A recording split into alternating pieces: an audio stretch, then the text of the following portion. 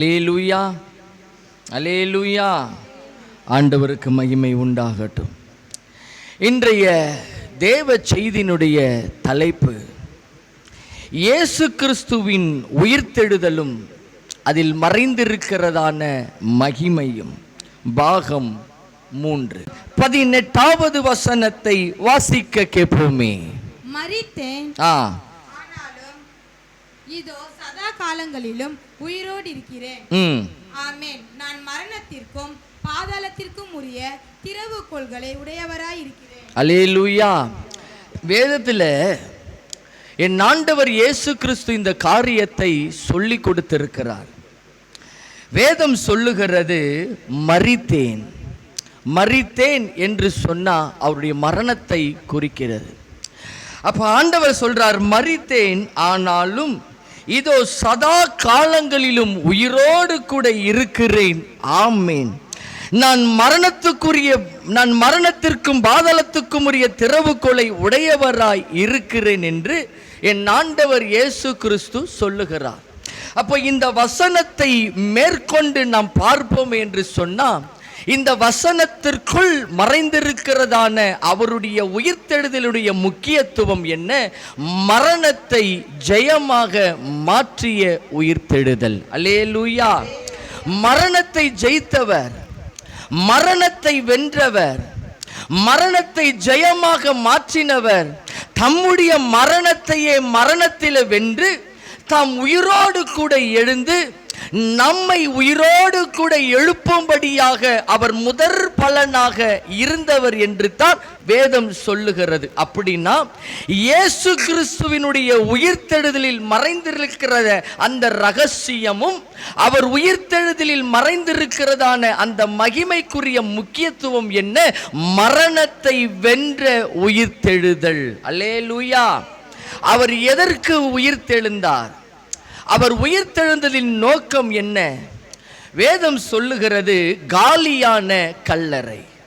அந்த காலியான கல்லறையோ அல்லது திறக்கப்பட்ட கல்லறையோ அவர் உயிர்த்தெழுந்தார் என்பதை அடையாளமாக்கி கொண்டு ஒரு நாள் நாமும் அப்படி உயிர்த்தெழுவோம், நம்முடைய கல்லறையும் ஒரு நாள் காலியாக்கப்படும், நம்முடைய கல்லறையும் ஒரு நாள் திறக்கப்படும் என்பதின் முன் அடையாளமாக இயேசு கிறிஸ்துவினுடைய கல்லறை திறக்கப்பட்டு அவர் எப்படி உயிர்த்தெழுந்து பரலோகத்திற்கு எடுத்துக்கொள்ளப்பட்டாரோ நாமும் ஒரு நாள் அப்படி பரலோகத்துக்கு எடுத்துக்கொள்ளப்படுவோம் என்பதை முன் அடையாளமாய் இருக்கிறது அவர் உயிர்த்தெழுதல் என்பதை குறித்து கடந்த வாரம் நாம் பார்த்தோம்.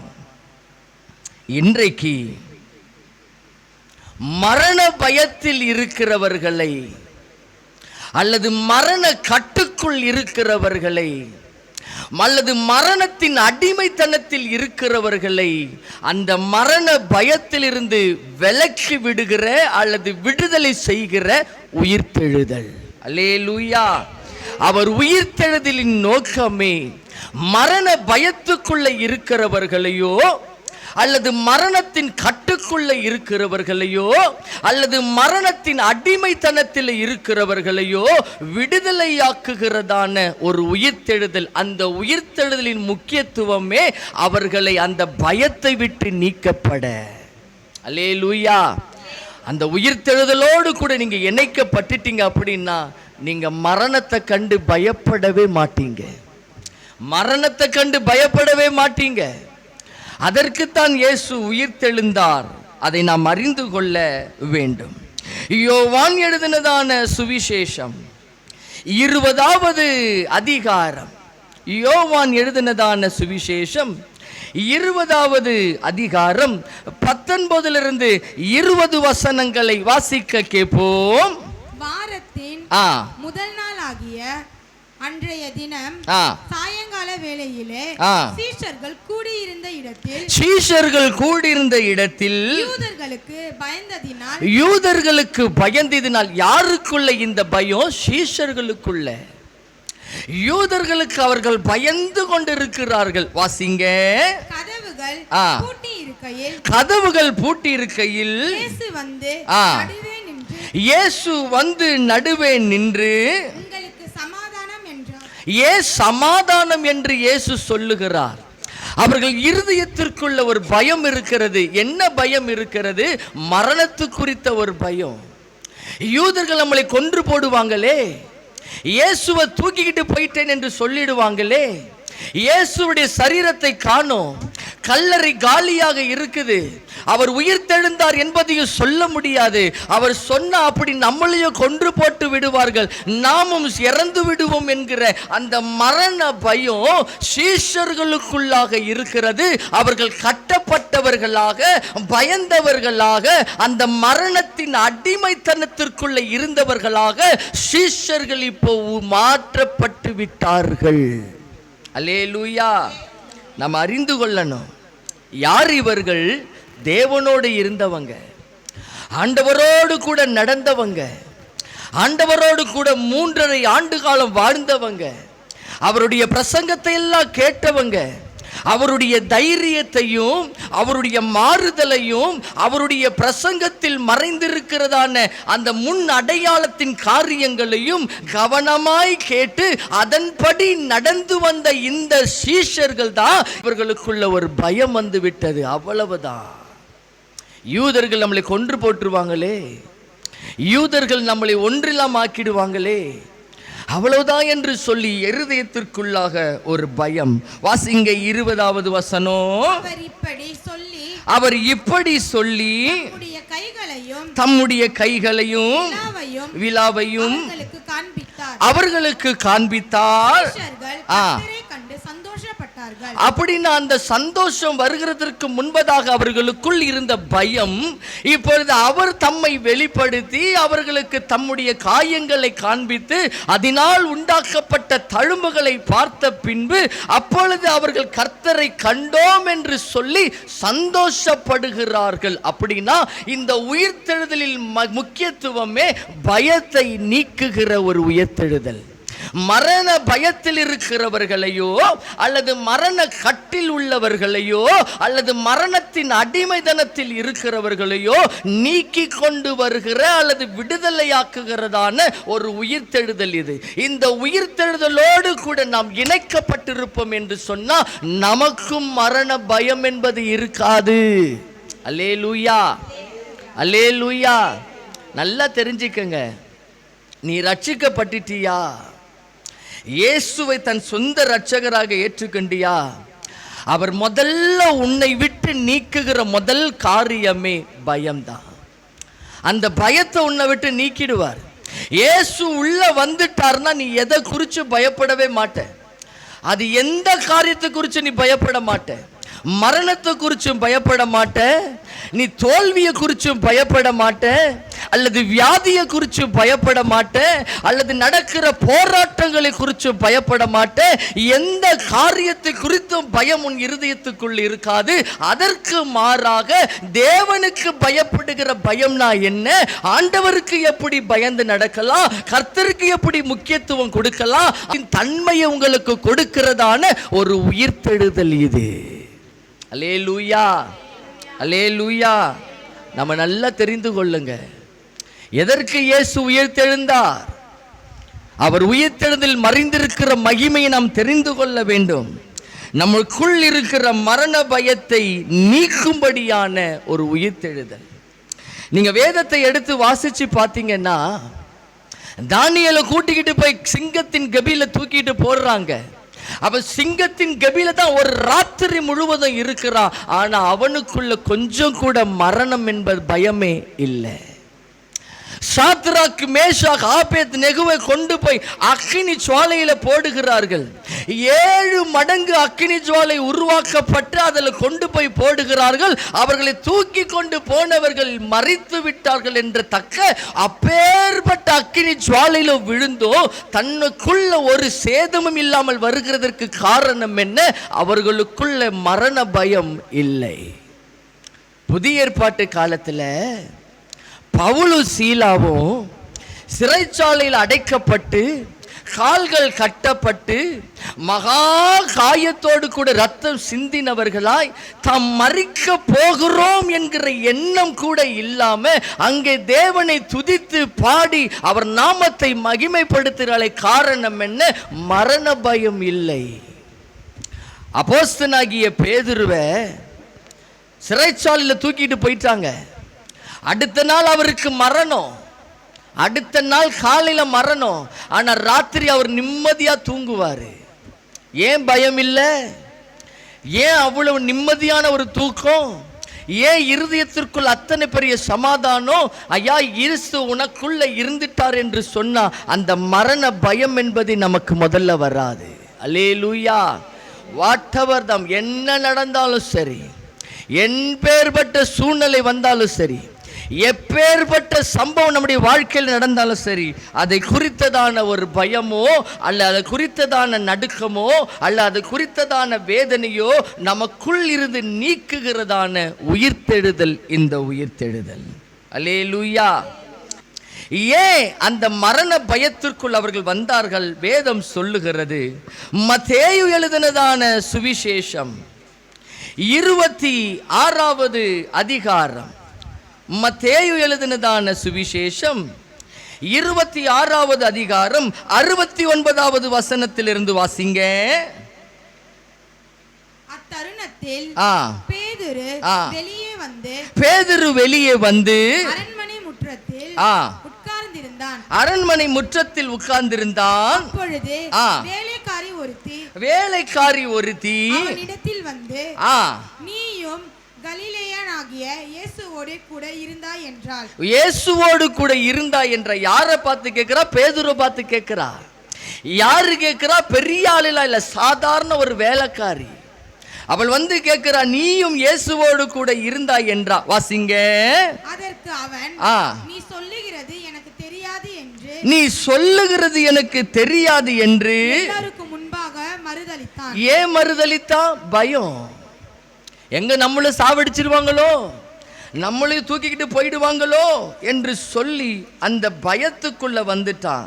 வாசிங்க 72வது வசனம். அவனோ அந்த மனுஷனை நான் அறியேன் என்று ஆணையிட்டு, அந்த மனுஷனை அறியேன் என்று ஆணையிட்டு மறுதலித்தான். இப்ப சத்தியமே பண்ணிட்டான், அவர் யாருன்னு எனக்கு தெரியாது என்று மறுதலித்தான். 74வது வசனம். அப்பொழுது அவன் அந்த மனுஷனை அறியேன் என்று சொல்லி, அந்த மனுஷனை அறியேன் என்று சொல்லி சபிக்கவும் சத்தியம் பண்ணவும் தொடங்கிட்டான். அப்படின்னா மொத்தமா வச்சுட்டு அவர் யாருன்னு தெரியாது.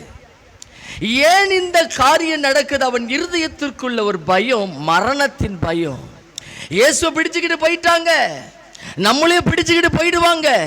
அவரை எப்படி காயப்படுத்துகிறார்களோ, எப்படி அவர்களை அடிக்கிறார்களோ, எப்படி அவர் மேல காரி துப்புகிறார்களோ, அதே போல நம்முடைய வாழ்க்கையில் வந்துருமோ என்கிற ஒரு பயம். அதற்குள்ள மரணத்தை பிசாசு விதைக்கிறா. இப்பொழுது பேதுருவுக்குள் ஒரு மரணத்தின் பயம் இருக்கிறது. மார்க்கு எழுதினதான சுவிசேஷம் 14வது அதிகாரம், மார்க்கு எழுதினதான சுவிசேஷம் 14வது அதிகாரம் 50 வசனத்தில் இருந்து வாசிக்க கேட்போமே. அப்பொழுது எல்லாரும் அவரை விட்டு ஓடி போனார்கள். அப்பொழுது எல்லாரும் அவரை விட்டு ஓடி போயிட்டாங்க. யாரை விட்டு ஓடி போனாங்க? இயேசுவை விட்டு. ஏன் ஓடி போனாங்க? பயம். எல்லாரும் அவரை விட்டு ஓடி போனார்கள். ஒரு வாலிபன் ஒரு துப்பட்டியை மாத்திரம் அவர் பின்னே போனான். அவனை பிடித்தார்கள். தன் துப்பட்டியை போட்டுவிட்டு அந்த அளவுக்கு அவர்களுக்குள்ள பயம் வந்துருச்சு. ஐயோ, மாட்டா நம்ம காத காலி, நம்மளையும் சாகடிச்சிருவாங்க, அவரை போல நம்மளையும் அவரை போல கொன்று போடுவாங்க. அவருக்கு நேர்ந்த அதே நிலைமை தான் நமக்கு நேரும். வேதம் சொல்லுகிறது, அவன் தன் துப்பட்டியை போட்டு விட்டு நிர்வாணமாய் அவரை விட்டு ஓடி போய் விட்டான். அப்படின்னா பயம், மரணத்தை குறித்த பயம். யோவான் எழுதினதான சுவிசேஷம் 18வது அதிகாரம், யோவான் எழுதினதான சுவிசேஷம் 18வது அதிகாரம் 7-8 வசனங்களை வாசிப்போம். அவர் மறுபடியும் அவர்களை நோக்கி, யாரை தேடுகிறீர்கள் என்று கேட்டார். இயேசுவை தேடுகிறோம் என்றார்கள். இயேசு பிரதியுத்தரமாக, நான் தான் என்று உங்களுக்கு சொன்னேனே, என்னை தேடுகிறது உண்டானால் அவர்களை அனுப்பிச்சிருங்க. இயேசுவே சொல்றாரு, என்ன பிடிச்சுக்குங்க, அவர்களை அனுப்பிவிடுங்க, அவர்களை அனுப்பிவிடுங்கள். மத்தேயு எழுதினதான சுவிசேஷம் 14வது அதிகாரம். மத்தேயு எழுதினதான சுவிசேஷம் 14வது அதிகாரம் 26வது வசனத்தில் இருந்து வாசிப்போம். அவர்கள் கடலின் மேல் நடக்கிறதை சீஷர்கள் கண்டு கலக்கமடைந்து ஆவேசம் என்று சொல்லி, இயேசு கூட இருக்கும் பொழுதே அவங்க பயந்து நடந்தவங்க தான். ஆவேசம் என்று சொல்லி பயந்து அலறினார்கள். வாசிங்க. திடன் கொள்ளுங்கள். ஆண்டவர் சொல்றப்பா, பயப்படாத, நான் தான். எப்பொழுதுமே இயேசுவோடு கூட நீ இருந்து கொண்டு இருந்துட்டு நீ எல்லா காரியத்துக்கு நீ பயந்துகிட்டே இருக்கிற அப்படின்னு சொன்னா, எங்கேயோ பிசாசு உன்னை கட்டி வைத்திருக்கிறான் என்று அர்த்தம். ஏன் இவர்களுக்குள்ள பயம், ஆவேசம் என்று சொல்லி அலறுகிறார்கள்? ஏன் அந்த அலறுதல், ஏன் அந்த காரியத்திற்குள்ள போகிறாங்க? இயேசு கூட இருந்தோ அவர்களுக்குள் ஒரு பயம் என்பது இருந்துகிட்டே இருக்குது. வாசிப்போம். பேதுரு அவரை நோக்கி, ஆண்டவரே, நீரேயானால். அவர் சொல்லியும் அவரை நம்பல. நான் தான் பயப்படாதீங்க என்று இயேசு சொல்லியும் அவர்களால் நம்ப முடியல. காரணம் என்ன? பயம். அவர்கள் பயத்தினுடைய அடிமைத்தனத்துக்குள்ள இருக்கிறாங்க. வாசிப்போம். அப்படின்னா நீர் எப்படி நடக்கிறீரோ அப்படியே நானும் ஜலத்தின் மேல் நடந்து வந்தா வருகிறவர் நீர்தான், நீர்தான் தேவன் என்பதை நான் அறிந்து கொள்ள என் பயம் உங்களை விட்டு நீக்கத்தக்க எனக்கு என்ன பண்ணுங்க, கட்டளை இடுங்க. நானும் ஜலத்தின் மேல நடந்தா தான் உண்மை நம்புவேன். அது வரைக்கும் நான் என்ன பண்ண மாட்டேன், நம்ப மாட்டேன். வாசிப்போம். வா என்றார்.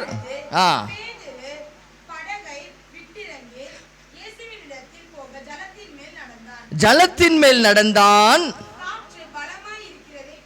காற்று பலமாய் இருக்கிறதை கண்டு, அப்படின்னா இன்னும் அந்த பயம் அவங்களை விட்டு போகல.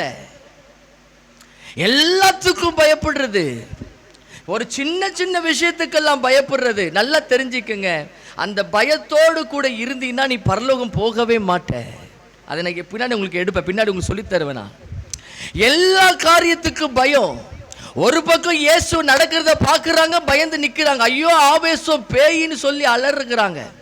இப்ப இயேசு தான் உயிரோத்த இயேசுவானவர் அவர் இருக்கிறார் என்பதை நிரூபித்து காண்பித்து அவர்களை ஜலத்தின் மேல நடக்க வைத்த பின்போ இப்போ காற்றையும் கடலையும் பார்க்கிறாங்க.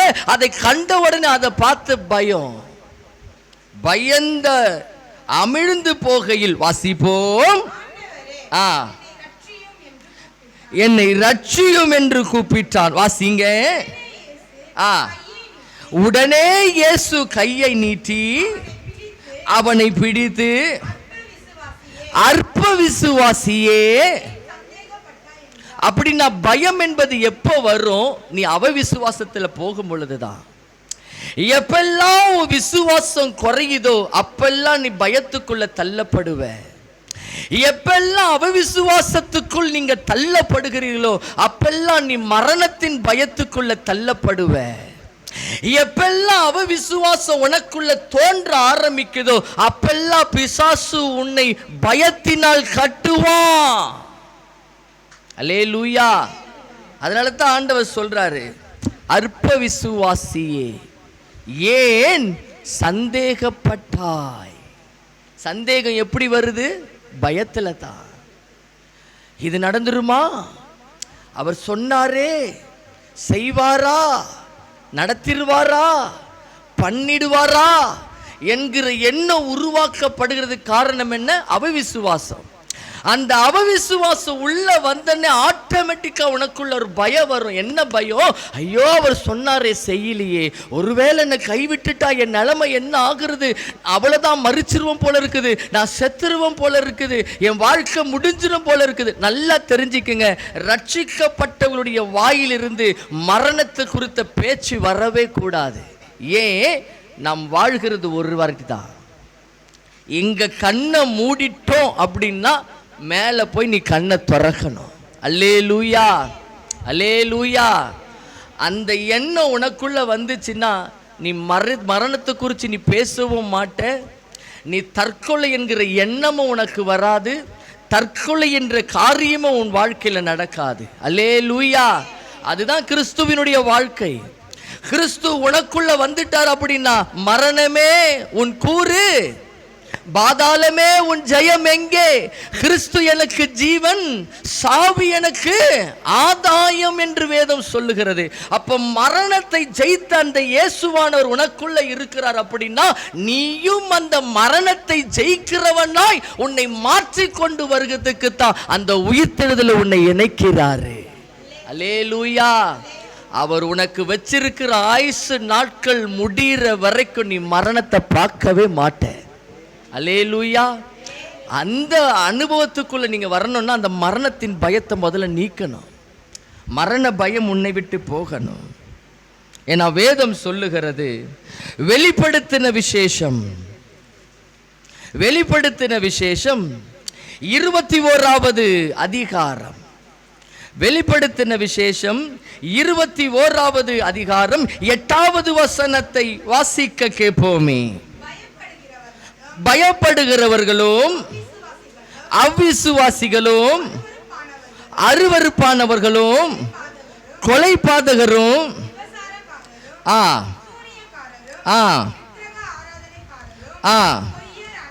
பொய்யர் அனைவரும் இரண்டாம் மரணமாகிய அக்கினியும் கந்தகமும் எரிகிற கடலிலே. அப்படின்னா பயப்படுகிற பரலோகம் போக மாட்டாங்க. அவிசுவாசம் உள்ளவர்களும் பரலோகத்துக்கு போக மாட்டாங்க. அதனால தான் இங்க வேதம் சொல்லுகிறது, பயப்படுகிறவர்களும் அவிசுவாசிகளும் என்ன சொல்லுகிறதா? இரண்டாம் மரணமாகிய அக்கினியும் கந்தகமும் எரிகிற கடலிலே பங்கடைவார்கள். அல்லேலூயா. அதனால தான் அந்த மரணத்தின் பயம் உன்னை விட்டு நீக்கப்படணும். நல்லா தெரிஞ்சுக்கங்க, அந்த மரணத்தின் பயத்துக்குள்ள இப்போது சீஷர்கள் இருக்கிறாங்க. யூதர்களுக்கு பயந்ததினால் அவர்கள் கதவுகளை பூட்டி கொண்டு இப்பொழுது உள்ளுக்குள்ள பயந்து கொண்டு நடுங்கி கொண்டிருக்கும் பொழுதுதான் இயேசு அங்கே வருகிறார், அங்கே சந்திக்கிறார். யோவான் எழுதினதான சுவிசேஷம் 19வது அதிகாரம், யோவான் எழுதின சுவிசேஷம் 19வது அதிகாரம் 20வது வசனத்தை வாசிப்போம். சிலுவை, யோவான் 19:20, யோவான் 19வது வாசி வாசி வாசி வாசி. நகரத்துக்கு சமீபமாய் இருந்தபடியினால் வாசித்தார்கள். எழுதியிருந்தது.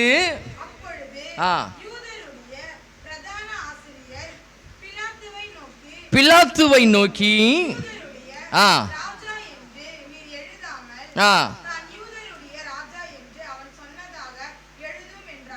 எழுதும் என்று சொல்லுகிறாங்க. இயேசு மரிச்சிட்டார், சிலுவையில் தொங்கிக் கொண்டிருக்கிறார்.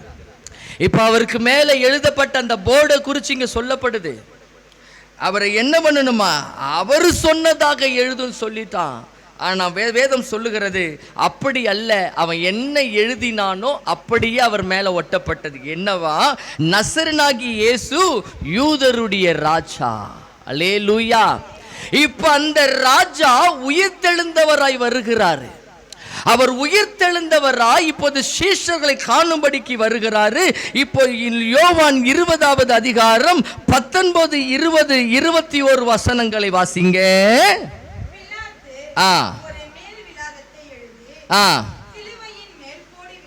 20வது அதிகாரம் 19வது வசனம். யோவான் 20வது அதிகாரம் 19வது வசனம். வாரத்தின் முதலாம் நாளாகிய அன்றைய தினம் சாயங்கால வேளையிலே கூடியிருந்த இடத்தில் கதவுகள் பூட்டியிருக்கையில் இயேசு வந்து நடுவே நின்று உங்களுக்கு சமாதானம். வாசிங்க. அவர் இப்படி சொல்லி அவர்களுக்கு அவர் காண்பித்தார். வாசிப்போம். சீஷர்கள் கர்த்தரை கண்டு அவர்கள் இருதயத்திற்குள்ள இப்போது ஒரு சந்தோஷம், மரணத்தை நீக்கிறதான ஒரு சந்தோஷம், மரண பயத்தை நீக்கிவிட்டதான ஒரு சந்தோஷம், அந்த மரணத்தினுடைய கட்டுகளிலிருந்து இப்பொழுது அவர்களை விடுதலையாக்குகிறார். எப்படி விடுதலையாக்கினாரா? வேதம் சொல்லுகிறது, அவர் தம்முடைய கைகளையும் விலாவையும் அவருக்கு காண்பித்தார். சீஷர்கள் கர்த்தரை கண்டு, அப்படின்னா தம்முடைய தழும்புகளின் மூலமாக அவர்களை மரணத்தின் பயத்திலிருந்து வெளியே கொண்டு வருகிறாரு. அல்லேலூயா. 21வது வசனம். இயேசு மறுபடியும் அவர்களை நோக்கி உங்களுக்கு சமாதானம் உண்டாவதாக, பிதா என்னை அனுப்பினது போல நானும் உங்களை அனுப்புகிறேன் என்று சொல்லி அவர்கள் மேல் ஊதி அவர்கள் மேல் பரிசுத்த ஆவியை ஊதுகிறாரு. பெற்றுக்கொள்ளுங்க அந்த பரிசுத்த ஆவியை. ஏன்? அந்த மரணத்தின் பயம் உன்னை விட்டு நீக்கப்படணும். அப்போ மரணத்தின் பயம் உன்னை விட்டு நீக்கப்படணும். உன் இருதயத்திற்குள்ள ஒரு சமாதானம் இருக்கணும்னா அந்த உயிர்த்தெழுதலினுடைய வல்லமையினுடைய அபிஷேகம் உனக்குள்ள இருக்கணும். அல்லேலூயா. அவர்கள் மேல் ஊதி பரிசுத்த ஆவியை பெற்றுக்கோ. அந்த பரிசுத்த ஆவியானவர் எந்த அளவுக்கு உனக்குள்ள வருகிறாரோ, உனக்குள்ள இருக்கிற பயத்தெல்லாம் அவர் உன்னை விட்டு நீக்கிடுவார். உனக்குள்ள இருக்கிற அந்த பலகீனத்தெல்லாம் உன்னை விட்டு நீக்கிடுவார். எந்த காரியத்தை குறித்து நீ பயந்து நிற்கிறியோ, எந்தெந்த காரியெல்லாம் உன்னை பயமுறுத்தி இருக்கிறதோ, அந்த அபிஷேகத்திற்குள்ள நீ வந்துட்ட அப்படின்னா எதை குறித்து நீ பயப்பட மாட்ட, எந்த காரியத்தை குறித்து நீ பயப்பட மாட்ட. உனக்கு பயத்தை கொண்டு வந்த அந்த பிசாசை கண்டு கூட நீ பயப்பட மாட்ட. அல்லேலூயா. வேதம் சொல்லுகிறது, எபிரேயரின் புஸ்தகம் 2வது அதிகாரம், எபிரேயரின் புஸ்தகம் 2வது அதிகாரம் 14, 15 வசனங்கள்.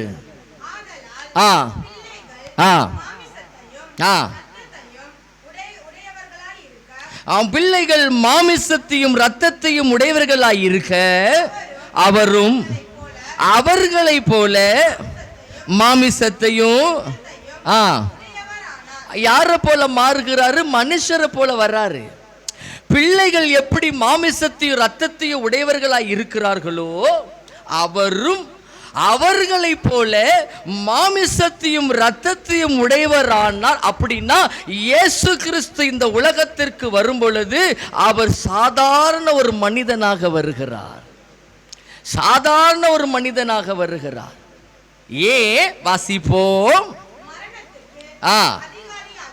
மரணத்திற்கு அதிகாரியாகிய பிசாசானவனை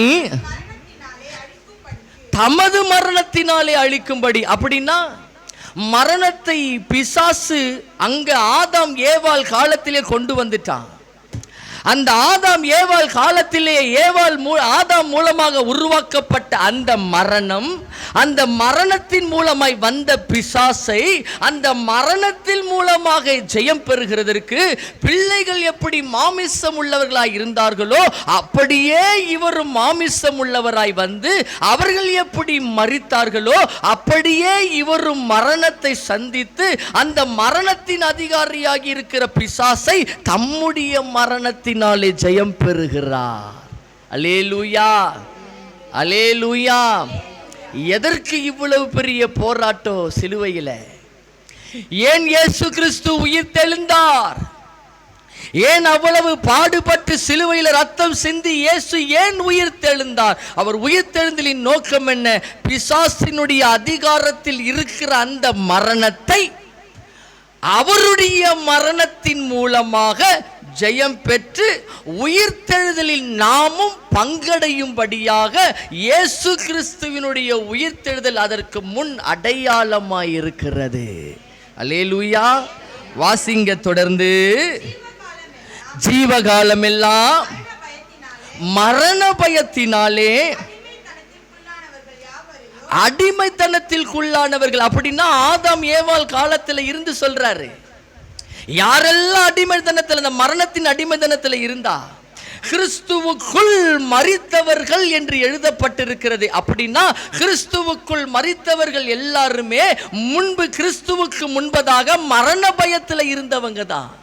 அதனால தான் தாவீது கூட சொல்லுவார், இதோ நான் பாதாளத்துக்குள் இறங்குகோலி, நான் படுக்கை போட்டால் அங்கேயும் நீர் என்னை பார்க்கிறீர், என் ஆத்துமா பாதாளத்தில் விழாதபடிக்கு என்னை காத்துக்கொள்ளும்.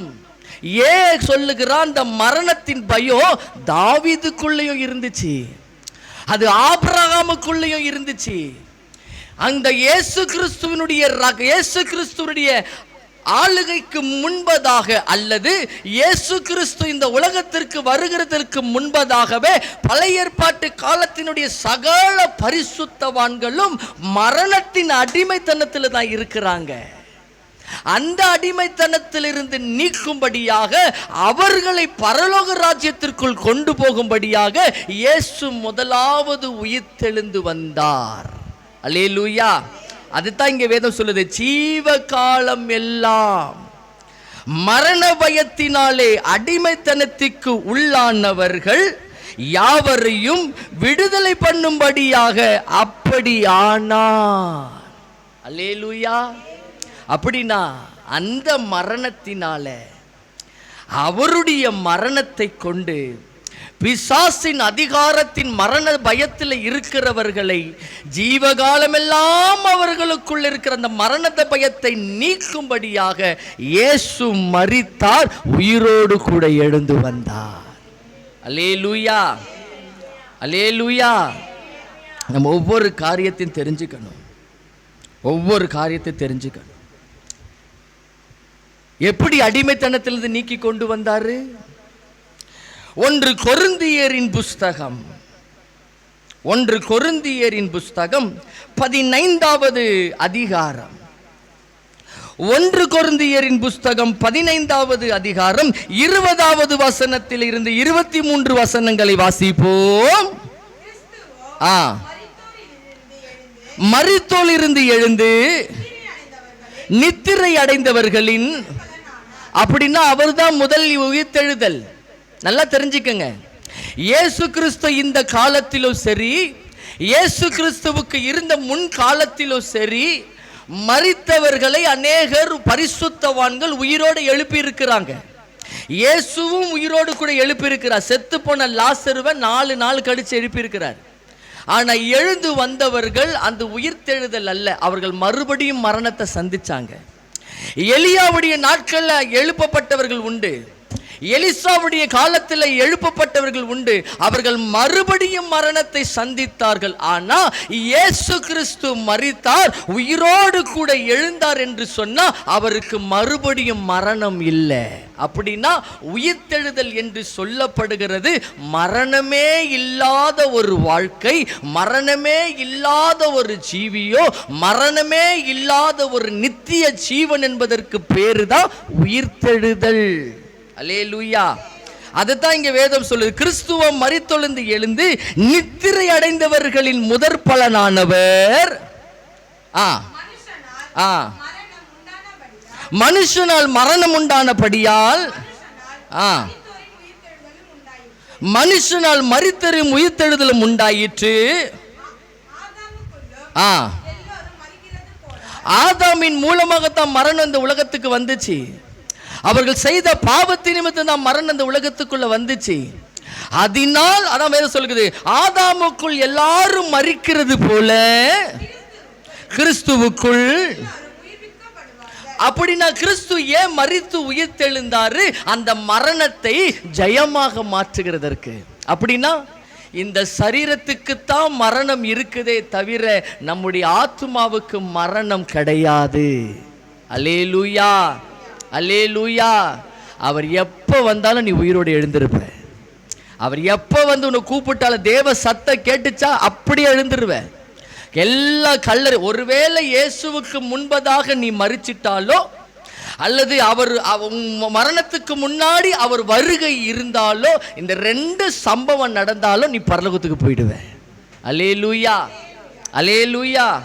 அதுதான் இங்க வேதம் சொல்லுகிறது. ஆதாமுக்குள் எல்லாரும் மரிக்கிறது போல கிறிஸ்துவுக்குள் எல்லாரும் உயிர்ப்பிக்கப்படுகிறார்கள். அவனவன் தன் தன் வரிசையிலே உயிர்ப்பிக்கப்படுவான். முதற் பலனானவர் கிறிஸ்து, பின்பு அவர் வருகையில் அவர்கள் உயிர்ப்பிக்கப்படணும் என்று சொன்னால் அவர்கள் இந்த உயிர்த்தெழுதலோடு கூட இணைக்கப்படும் பொழுது அந்த மரண பயம் அவர்களை விட்டு நீக்கப்படுகிறது. அல்லேலூயா. அப்படின்னா இயேசு கிறிஸ்துவினுடைய உயிர்த்தெழுதலின் முக்கியத்துவம் என்ன? மரண பயத்தில் இருக்கிறவர்களை, மரணத்தின் அடிமைத்தனத்தில் இருக்கிறவர்களை, மரணத்தின் கட்டுக்குள்ள இருக்கிறவர்களை, அந்த மரணத்தை கொண்டு வந்த பிசாசினுடைய அதிகாரத்தில் இருந்தவர்களை விடுதலையாக்கும்படி இயேசு கிறிஸ்து உயிர்த்தெழுந்தார்.